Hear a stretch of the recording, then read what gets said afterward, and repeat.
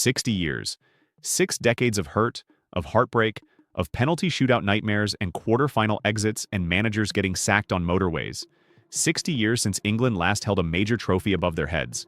And now, right now, in the summer of 2026, with the biggest World Cup in history spread across 3 nations and Thomas Tuchel's 3 Lions sitting in North America with arguably the most talented squad this country has assembled in a generation, the question has to be asked seriously, with no jokes and no deflection.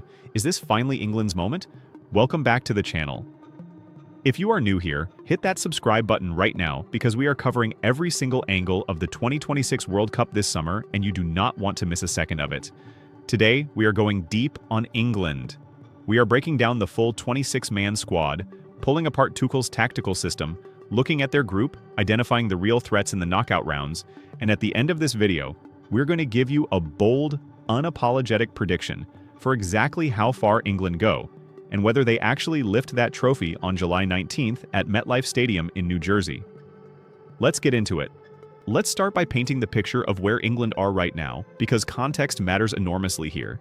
England have appeared at 16 FIFA World Cups, making them one of the most consistent qualifiers in the tournament's history.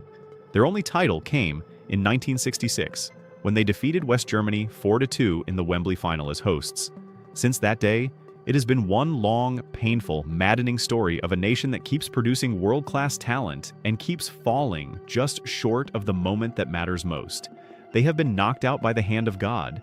They have lost on penalties so many times it stopped being funny and started being a national trauma. Their run to 4th place at the 2018 tournament in Russia under Gareth Southgate represented their best finish in decades. At the 2022 World Cup in Qatar, England reached the quarterfinals before losing to France. And then at Euro 2024 in Germany, they scraped through game after game playing football so uninspiring that even their own fans were booing them, only to lose the final to Spain. So when people ask whether England can actually win this World Cup, you have to understand the weight of that question. It is not just a football question.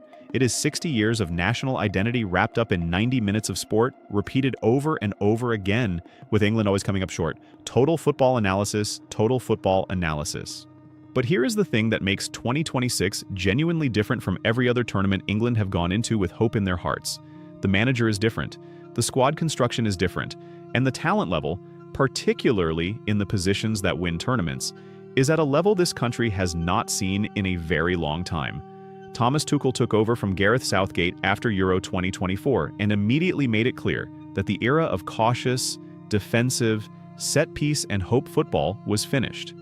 Tuchel is a man who has won the Champions League, who has managed at the highest level across Europe, and who has an obsessive attention to detail when it comes to building systems that maximize what his best players can do. And the players he has to work with at this World Cup are seriously, seriously good. The full 26-man squad Tuchel has named reads as follows. Goalkeepers, Dean Henderson, Jordan Pickford, James Trafford. Defenders, Dan Burn, Mark Guehi, Reece James, Ezri Konsa, Tino Livramento, Nico O'Reilly, Gerald Quansah, Djed Spence, John Stones. Midfielders, Elliot Anderson, Jude Bellingham, Ebereki Eze, Jordan Henderson, Kobbie Mainoo, Declan Rice, Morgan Rogers. Forwards, Anthony Gordon, Harry Kane, Noni Madueke, Marcus Rashford, Bukayo Saka, Ivan Toney, Ollie Watkins. Now that is a serious list of names, but the selection story is just as interesting as who made it, because Tuchel made some genuinely shocking calls to get to this squad, and it tells you a lot about the kind of manager he is and the kind of tournament he is trying to win. England football. The headline omissions are massive. Phil Foden, one of the best players on the planet in his position, is not on the plane. Cole Palmer, who has been arguably the most creative English player in the Premier League over the past 2 seasons, is also out. And Trent Alexander-Arnold, a man who many considered the best ball-playing fullback in world football, has been left at home. Tuchel has made some bold decisions when selecting the 26-man party, with the likes of Phil Foden and Cole Palmer missing, while Trent Alexander-Arnold also misses out. These are not fringe players. These are players who walk into most international squads on the planet. The fact that Tuchel has left them behind tells you everything about his priorities. He wants runners. He wants energy. He wants players who will sacrifice for the system. He is not here to accommodate egos or fit square pegs into round holes. He is building a machine, and every single player in that squad has a specific role in that machine. Now drop a comment below right now and tell us, do you agree with Tuchel leaving out Foden and Palmer, or do you think it is the kind of decision that could come back to haunt England? We want to know what you think. Let's talk about the spine of this team, because that is where tournaments are won and lost, and England's spine is genuinely frightening on paper. You start in goal with Jordan Pickford, who despite the occasional moment of anxiety, has been England's #1 for years and arrives at this tournament with experience and confidence. England's established #1 remains completely undisputed heading into the World Cup. In front of him, you have John Stones and Mark Guehi as the likely central defensive partnership, two players who are composed, intelligent, and good enough on the ball to support Tuchel's high defensive line. Stones brings the experience of multiple Champions League campaigns with Manchester City. Guehi brings calm authority and was outstanding for Crystal Palace all season. Then you get to the midfield, and this is where England can genuinely compete with anyone on earth. Declan Rice is one of the best defensive midfielders in world football. Simple as that. He reads the game brilliantly, he can drive forward, he wins the ball back relentlessly, and he has the kind of leadership and intensity that sets the tone for an entire team. Rice and Elliot Anderson will probably be Tuchel's first choice pairing in central midfield. Anderson has been one of the breakout performers of the season at Nottingham Forest, a tireless, intelligent midfielder who covers ground and links play with real quality. And then sitting in front of them, given the iconic number 10 shirt, is Jude Bellingham. Jude Bellingham has been handed the number 10 shirt. Bellingham is the player that England fans have been waiting for their whole lives. He is the complete attacking midfielder. He scores goals from deep, he drives into dangerous areas, he lifts an entire stadium with one run. He has done it consistently at Real Madrid at the highest level in club football, and he is arriving at this World Cup at 22 years old, physically at his peak, and with a point to prove after a sometimes frustrating Euro 2024. If Bellingham performs at this World Cup the way we all know he can, England become a genuinely different proposition in every knockout game they play. And then up front, you have Harry Kane. Kane arrives having scored 58 goals across all competitions for Bayern Munich this season and is England's all-time top scorer with 78 goals from over 112 caps. Let that number sink in for a second. 58 goals in a single club season. This is a man in the form of his life, operating with complete confidence and coming into a World Cup with a point to prove after suffering the pain of a missed penalty against France at the last one. Kane is England's everything up front. He is the focal point, the hold-up player, the penalty taker, the leader, the captain. When he is on form, England are a completely different team. And right now, Harry Kane is on the kind of form that should terrify every defender in this tournament. World Cup pass around Kane and Bellingham, Tuchel has surrounded himself with options in wide areas that give England real variety and pace. Bukayo Saka is an undisputed starter, and like Kane, if he has a strong tournament, then England may find themselves still in contention come the latter stages. Saka is relentless. He is creative. He scores. He assists. And he makes things happen in moments when England desperately needs someone to do something. The concern around Saka heading into this tournament is an Achilles problem that has required careful management, and Tuchel will have to manage his minutes carefully due to that Achilles issue. But if Saka is fit and firing, he is one of the most dangerous wide players at this entire World Cup. ESPN Live Score. On the other side, Marcus Rashford has been revitalized at Barcelona and managed 8 league goals and 7 assists for the La Liga winners, impressing in an impact role. Rashford has been given the number 11 shirt, hinting at a major role in Tuchel's team. After missing Euro 2024 entirely following a disastrous spell at Manchester United, Rashford is back and hungry. He has pace, power, directness, and an ability to carry the ball at defenders that England need when games are tight and they require someone to just take the game by the scruff of the neck. Having missed out on Euro 2024, Rashford may also be out to prove himself once again for his nation. That kind of motivation matters at a tournament like this. ESPN +2. Ebereki Eze and Morgan Rogers can provide that extra dimension, with both equally capable of playing out wide or in that number 10 role. This depth in attacking positions is something England have never really had before. Tuchel is not relying on one game changer or one moment of brilliance from one player. He has 6 or 7 players who can produce something special off the bench, which in a tournament where legs get tired and games go to extra time is an absolutely massive advantage. Live score. Now let's talk about the group, because before England can dream about the final, they need to get out of Group L, and on paper, this is a group they should win comfortably. England will begin their World Cup campaign against Croatia in Dallas on the 17th of June, before facing Ghana in Boston on the 23rd of June, and finishing the group stage against Panama in New Jersey on the 27th of June. England football Croatia first. This is a fixture with real history and real emotion attached to it. These are the same Croatia who knocked England out of the 2018 World Cup semi-final in extra time in Moscow, one of the most devastating nights in recent English football history. England did beat them at Euro 2020, but the scars from that night in Russia have never fully healed. Now Croatia arrive in Dallas for a group game that both sets of fans know carries enormous psychological weight beyond the 3 points. The good news for England is that this Croatia side is significantly older and more limited than the one that caused that heartbreak in 2018. Luka Modric, at 40, is not the same force he was in 2018 or 2022. Croatia's experienced core is fading physically, and the gap in quality between what England can put on the pitch and what Croatia can now offer is considerable. England should win this game. They should control it through the midfield, use Rice to neutralize whatever Modric can still offer, and allow Bellingham and Kane the freedom to do what they do. A win here sets the tone for everything. Sportscasting Ghana then in Boston is a different kind of challenge. Ghana are not a team to be taken lightly. Ghana have 4 prior World Cup appearances and a dramatic quarterfinal run in 2010 that ended against Uruguay. They are athletic, they press with intensity, and in the June heat in Boston, they will make life physically uncomfortable for any opponent. But the gap in technical quality between this England squad and Ghana is significant, and as long as England are switched on and do not treat this as a training exercise, they should control the game and win it without too many problems. Panama in New Jersey to close the group is England's easiest game on paper. This will be only Panama's second World Cup appearance, and they are still seeking their first World Cup win in their nation's history.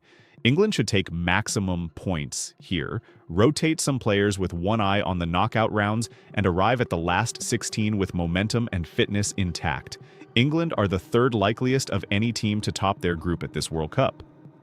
They finished top of Group L in 67.5% of the 25,000 Opta supercomputer projections. England kept 9 clean sheets in their 10 matches in 2025, including a shutout in each of their 8 UEFA World Cup qualifiers. That defensive record is remarkable, and it speaks to the organization and discipline that Tuchel has built into this team. You cannot win a World Cup if you cannot keep clean sheets. And right now, England's defensive structure is one of the tightest in the entire tournament. England go into the tournament ranked 4th in the world by FIFA and sealed qualification in UEFA Group K without conceding a single goal across 8 matches. Not a single goal conceded across an entire qualifying campaign. That is the kind of defensive foundation that wins tournaments. It means that even on days when Kane is not firing and Bellingham is having a quiet one, England have a platform to grind out results. And tournament football, more than any other form of the game, is about grinding out results when the big moments arrive. World Cup pass. Now let's get to the knockout rounds, because this is where it gets really interesting and where England's tournament will genuinely be defined. The likely path from Group L takes England into a last 16 tie against a third-place team, and then potentially into a quarterfinal against sides from groups that contain the likes of Germany, the Netherlands, Portugal, or even Spain and France. This is where Tuchel's tactical intelligence will be tested most severely, and where the England players will need to show that they are not just talented, but mentally strong enough to handle pressure. The biggest tactical question surrounding this England side is whether Tuchel has truly found a system that gets the best out of his most important players simultaneously. The 4-2-3-1 that he has been building towards puts Rice and Anderson as the double pivot, Bellingham as the number 10, Saka and Rashford wide, and Kane through the middle. The predicted England lineup reads: Pickford, James, Konsa, Guehi, O'Reilly, Anderson, Rice, Saka, Bellingham, Rashford, Kane. On paper, that is a team that can beat anyone. But the challenge is that Tuchel has not always shown England winning in convincing fashion. What he has not yet shown consistently is England winning in a convincing manner, with the Uruguay and Japan matches being experimental rotations rather than first-choice performances. That inconsistency in performance level is the one thing that genuinely worries the neutral observer watching England. Against the top teams in the quarterfinals or semifinals, they will not be able to afford slow starts or scrappy passages of play. Against Spain, against France, against Brazil, against Argentina, the margins are razor thin, and England will need to be operating at their absolute best from the first whistle. The talent is there. The system is there. The question is whether the team can produce their best football consistently across 7 games against increasingly difficult opposition. Here is what we think England's biggest strength is at this tournament, and it is something that gets underappreciated in most discussions about this squad: the depth.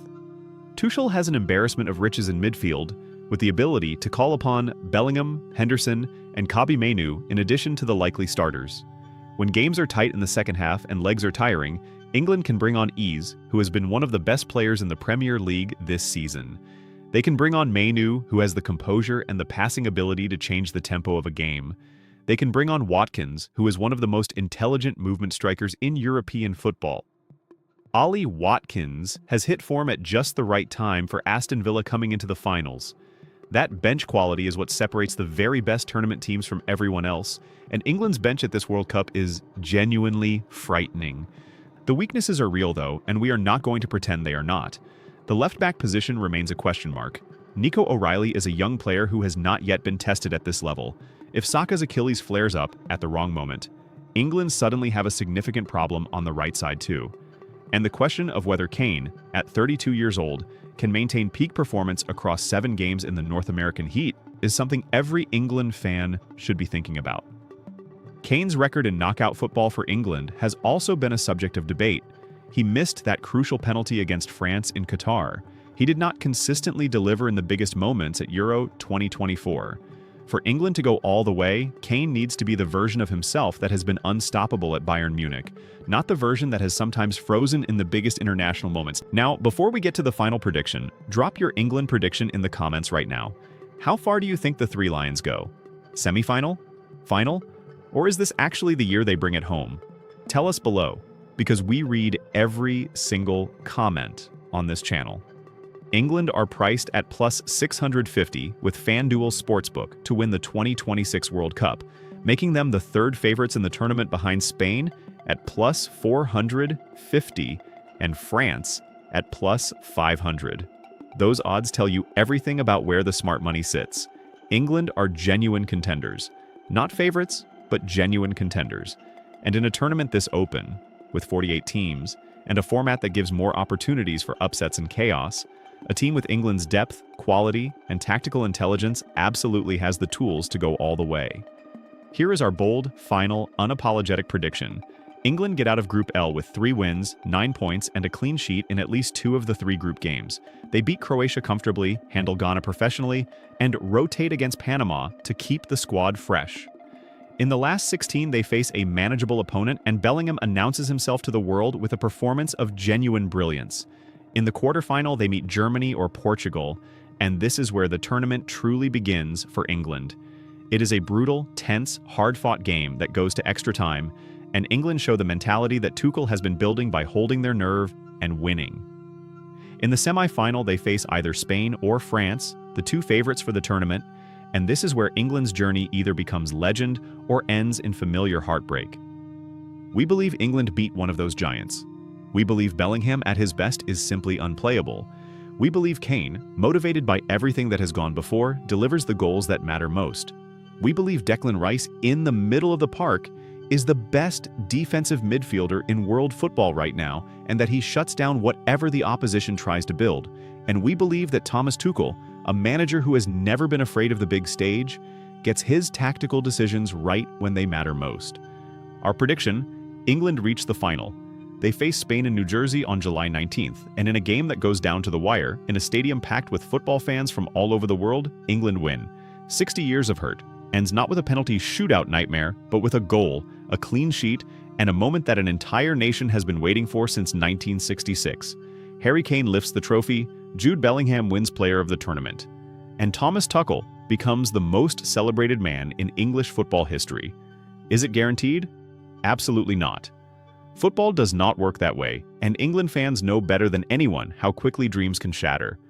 But this squad, this manager, this moment, it all lines up in a way that has never quite lined up before. The talent is real. The system is real.